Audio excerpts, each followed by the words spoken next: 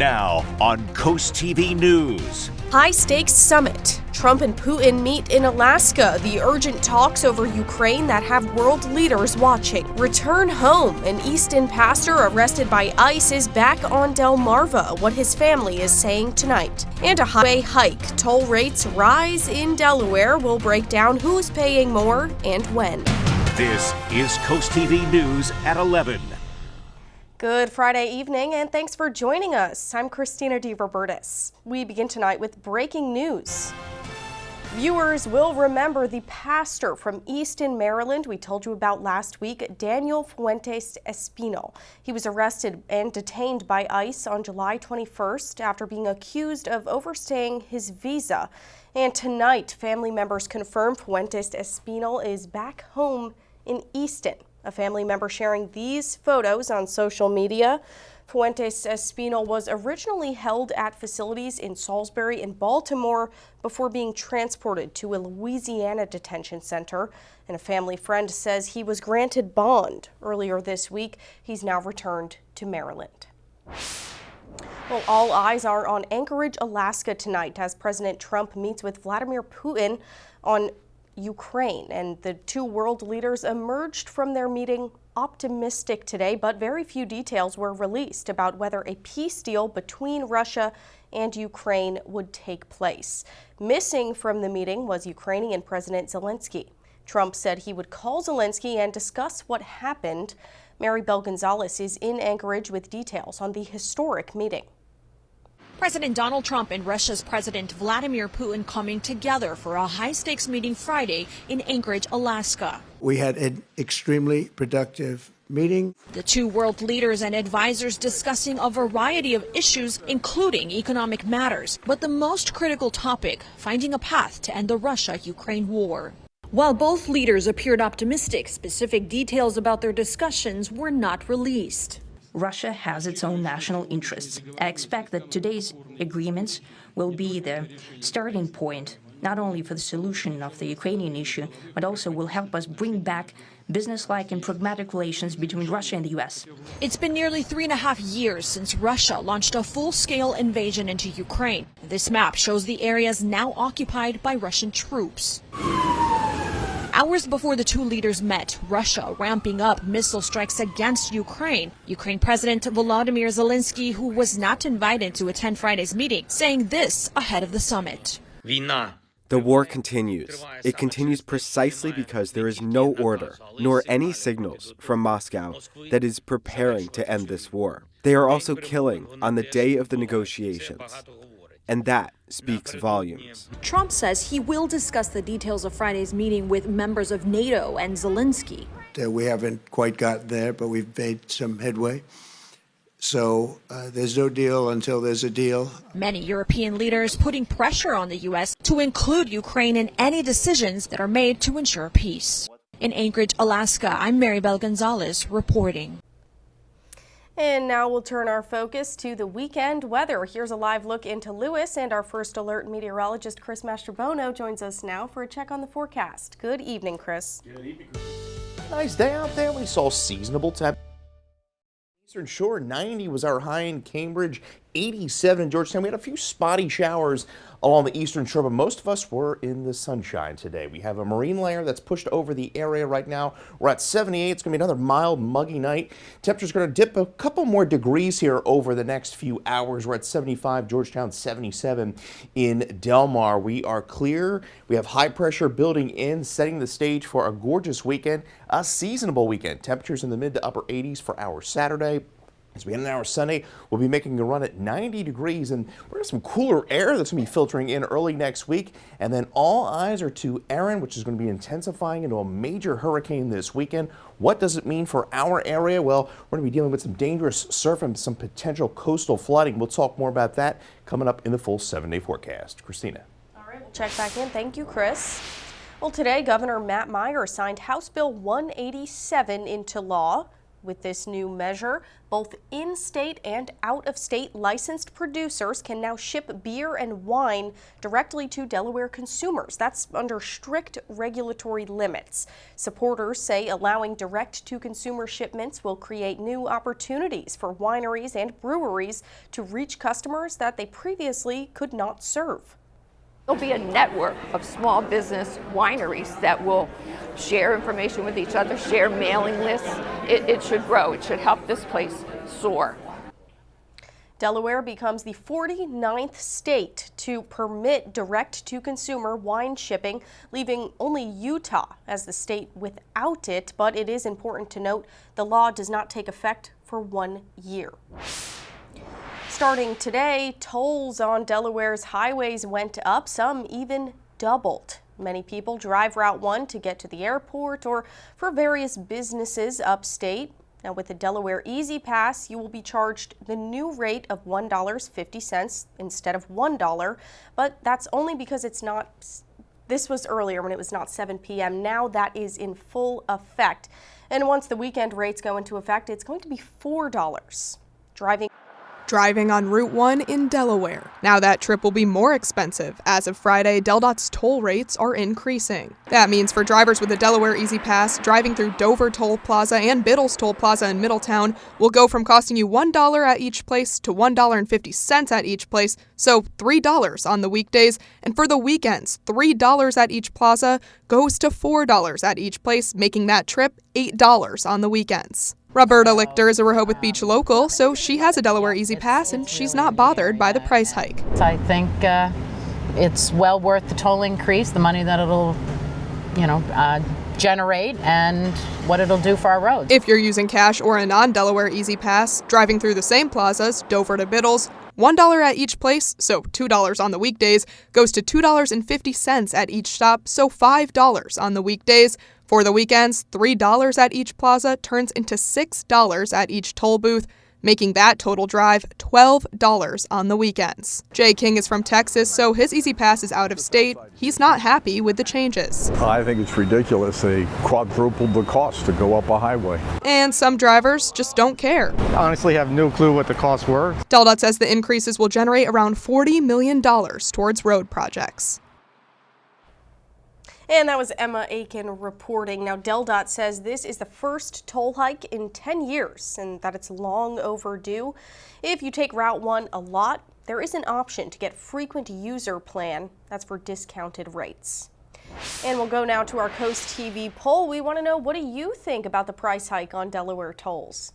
Looking at the results, pretty mixed here. 32% say it's necessary for revenue, 31% say just too expensive, and 37% worried that it's going to hurt commuters. We also have a comment tonight. This is from George in Milford. He says we have one good road in Delaware and we have to pay to use it. Thanks for the comment, George. And you can leave your own comment. You can also still vote. Go to coasttv.com or use our mobile app. On your screen now is Lake Girard Park in Rehoboth Beach. Private property owners that live on Virginia Ave want to purchase just over 1,400 square feet of the park.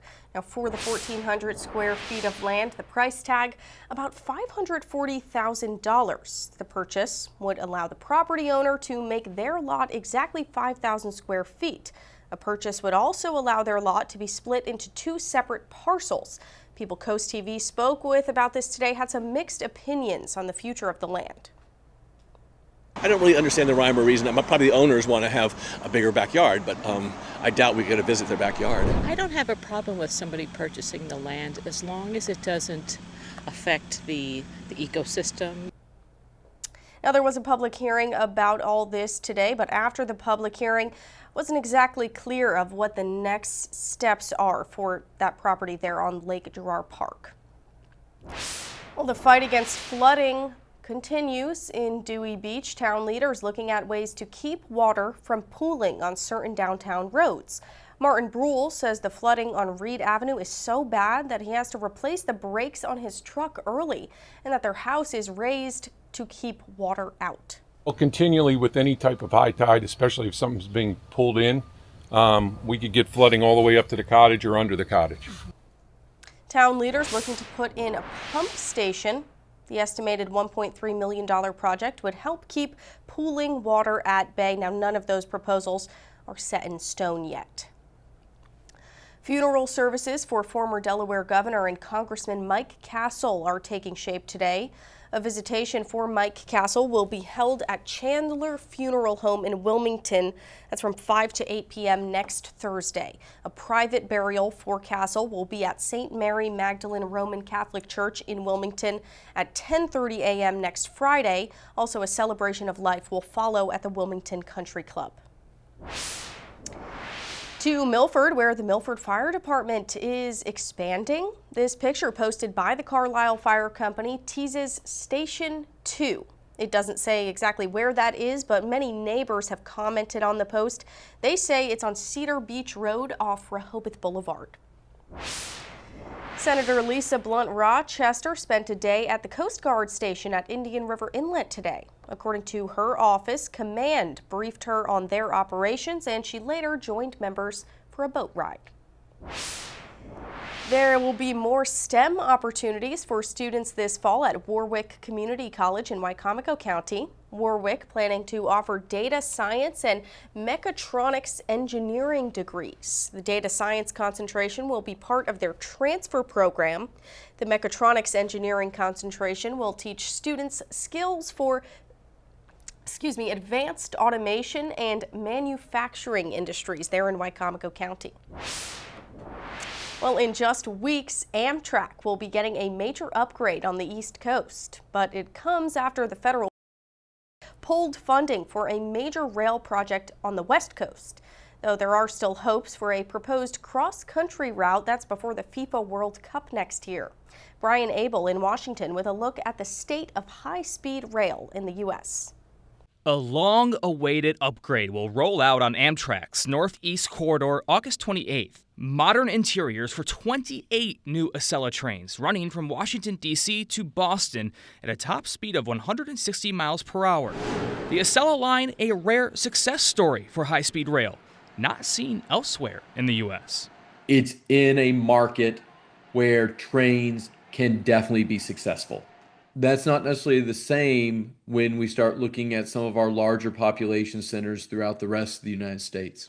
Like on the West Coast, former California Governor Jerry Brown pushing for high-speed rail back in the 80s.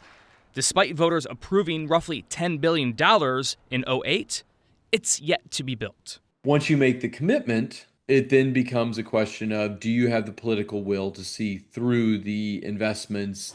At a national level, that will appears to have jumped the tracks. Just this year, the Trump administration pulled the plug on both $4 billion in funding for California's rail project and $63 million for a project connecting Dallas and Houston. And experts are skeptical a proposed cross-country line from New York to LA will ever gain steam. I struggle with believing that we can build out a rail network that competes effectively with air. In Washington, Brian Abel reporting. And we are just getting started this evening. Coming up ahead, pony number 101, the newest Chincoteague pony, makes history. But first, it is Friday, so we have your cool things to do this weekend. And we have a really nice weekend knocking on our door. Cambridge, Crisfield, temperatures mid to upper 80s, plenty of sunshine. Cold front comes through Monday, giving us a chance of a few isolated storms. I'll have the latest on Hurricane Erin coming up.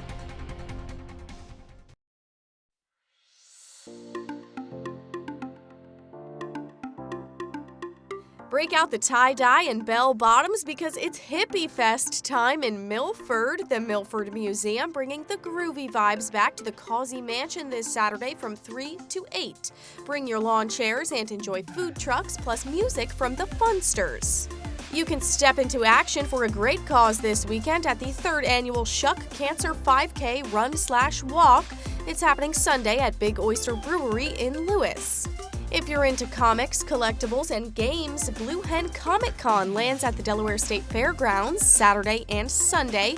The event benefits Make-A-Wish and Toys for Tots. Finally, car lovers, rev your engines. The Beachcombers Corvette Club of Southern Delaware is hosting their annual charity car show. It's Saturday morning in Georgetown, and it's open to all makes and models, with proceeds helping the Food Bank of Delaware. Head to CoastTV.com for event details, tickets, and more.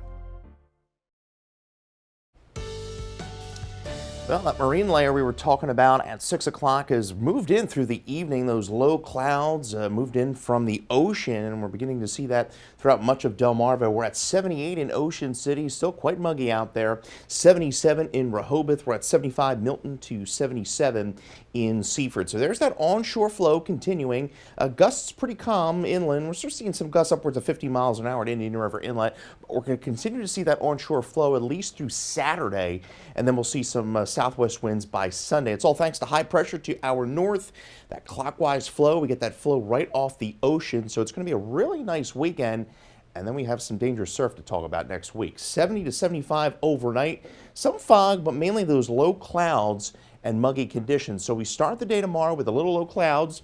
Be a little cloudy to start the day tomorrow if you're up early, but then we're going to expect plenty of sunshine by the afternoon with highs reaching the mid to upper 80s from the inland to the eastern shore. At the coast, we're looking at highs generally around 80 degrees with that east wind at about 10 to 15 miles an hour. So plenty of sunshine by the afternoon on Futurecast. Really nice evening tomorrow night. And then as we go into early Sunday morning, we'll once again see that marine layer, some patchy fog as we go into Sunday morning, and then by Sunday afternoon, more of a southerly flow. Temperatures near 90, Salisbury, 87 in Georgetown, and then we're going to see potentially an isolated shower late Sunday into the wee hours of Monday, but the threat pretty low there. I think we have a better chance of seeing a few isolated storms Monday with the passage of that cold front. The other story is going to be the drop in temperature. Average high 86 behind the front. We're going to struggle to get to 80 degrees for most of next week. Well, the latest advisory from the National Hurricane Center, Hurricane Erin, a Category 2 hurricane now, winds 100 miles an hour, sustained gusts up to 120. Now, the storm is going to miss any landmass, but to just give you a percentage of how wide the system is going to be, they're still expecting about 4 to 6 inches of rain in Puerto Rico as those outer bands hit that area, but the system is going to then curve to the north early next week, and then by Wednesday, you can see the system is a Category 3 hurricane, but it's still, the eye is still well off the East Coast. So our primary concern is going to be dangerous rip currents and swells. You see, Futurecast shows the hurricane well off to our east by Thursday. Take a look at this. This is wave action. You see the storm passing well to our east, but we're kicking up 6 to 12-foot swells hitting the Delmarva Peninsula. So we're going to have concerns about coastal flooding as we go into Wednesday through Thursday. And keep in mind, if you're heading to the beach middle part of next week, keep a close eye to the forecast because we're going to be dealing with dangerous swells and rip currents as we go into really Wednesday and Thursday of next week. All right, thanks, Chris. Well, now to Dover, where city staff and city leaders are reviewing safety upgrades on Barrister Place. That's after the June shooting that killed a 22-year-old. 2 cameras, LED lights, and temporary field lighting have already been installed, with another $10,000 set aside for some more safety upgrades. Officials are exploring the best ways to use that money. Some neighbors want a fence between Barrister Place and Stony Creek, saying the shooter came through that alleyway, while others oppose it. City leaders say a fence may be out of budget, and they're looking at alternative solutions. I'm hoping that with city staff coming out here today and doing a visual walkthrough of the area, that we move forward and trying or attempting to make the area as safe as possible for the residents. I think that's important. Now, one alternative being considered are Ring cameras for neighbors who want them. Days after President Trump's order to remove homeless encampments from the district, a representative for D.C.'s Department of Human Services says they are tracking possible federal enforcement efforts. Walter Morris shows us how local nonprofits have been bracing for a possible influx of unhoused residents, while experts say resources for the homeless in the DMV are already stretched thin. You could call it a labor of love. We just smooth it out a little bit. And Shalisa Richardson says she will rest easy, knowing a family in need will have somewhere to lay their heads very soon. To even know that a child will be able to sleep peacefully here in a space that we prepared, that's everything. That's why she joined dozens of volunteers from New Heaven and New Earth Church to help prepare these rooms at the Fair Ridge Shelter in Fairfax County. For months, the nonprofit Shelter House has converted the old hotel on Fair Ridge Drive into family housing. Staff say the first 2 floors are already occupied. This week, this crew is helping convert rooms on the 3rd floor for dozens of new residents. 4 families are set to move in Friday, with the goal of getting 5 families in every week until they reach capacity. There's sometimes a stigma around homelessness, but these are families that you might encounter in your own neighborhood, in your own backyard, that you might not even know are going through this kind of crisis. These are families with children. These are children who are about to start school. Judy Chang with Shelter House says there was already a huge need for adequate housing for the homeless population in the DMV due to the rising cost of living. And now with the president's orders to push out DC's unhoused residents, their entire advocacy sector and local governments are on standby. Being in the Northern Virginia area, we're really close to DC. So it is something that we're keeping an eye on, and it is a general concern of how does this impact our area? How will this impact the services that we're able to provide in the area? In a statement to News 4 Thursday, a rep for DC's Office of the Deputy Mayor for Health and Human Services saying the district has worked proactively with homeless residents ahead of these actions to provide services and offer shelter. Impacted residents who seek shelter will not be turned away. The district is able to expand capacity as needed. And while the impact here in Fairfax County is still unclear, Richardson says she's happy her efforts will have an impact on someone's life. A little something can go a long way. And that was Walter Morris reporting. Now, according to data from D.C., there are 5,000 people living in shelters or on the streets in the city, and that is actually 9% down from last year, making D.C. one of the only cities to see a decrease in homelessness. Coming up in sports, the schedule for the upcoming NBA season was released yesterday. We'll let you know some important games to circle on your calendars. And coming up, a machine matchup, the first ever competition of its kind. Details from the Robot Olympics after the break. Interesting. A mostly sunny start to our Saturday. If you're beginning the weekend with a little golf action, temperatures in the 70s to start, on our way to highs in the mid 80s. We'll have a look at your 10-day forecast coming up. This is Coast TV News at 11. The Chincoteague ponies are passing another milestone. This black Pinto colt is the 101st pony born this season, setting a new record for births on the Virginia side of Assateague. He was first spotted earlier today and is the offspring of Maisie and Beach Boy. In sports, it's something many people may consider a nightmare. The first ever humanoid robot Olympics. It's happening in Beijing right now. NBC's Janice Mackey-Freyer shows us more than 500 robots from 16 countries, including the U.S., are competing in sports like soccer, running, and boxing. There are no Olympic speed records being set here, but this event is being billed as the first of its kind. It's the World Humanoid Robotic Games here in Beijing. It's a 3-day event featuring more than 500 robots of all shapes, sizes, and structure. And they're squaring off in a range of sports, things like badminton, boxing, soccer, as well as a show of practical skills in industrial applications, hotel concierge services, even sorting prescription medicine. The games are meant to showcase how far robotics have come and to provide a window into the future where humanoids are more tightly integrated into your daily life. It also reveals how heavily China's government has been backing the development of these technologies to close the artificial intelligence gap with the United States. For years, Beijing has been funneling tens of billions of dollars into AI research and state subsidies, like it did with the electric vehicle industry, making all of this a very different kind of race. Delmarva Sports Network from the Wawa Studios. The NBA released its schedule for the upcoming season yesterday, so let's break down what the 76ers have in front of them in a year where the Eastern Conference is pretty wide open. Philadelphia takes on its rival Boston twice in the first 2 weeks of play. Game 1 is the season opener, while Game 2 kicks off NBA Cup group stage play.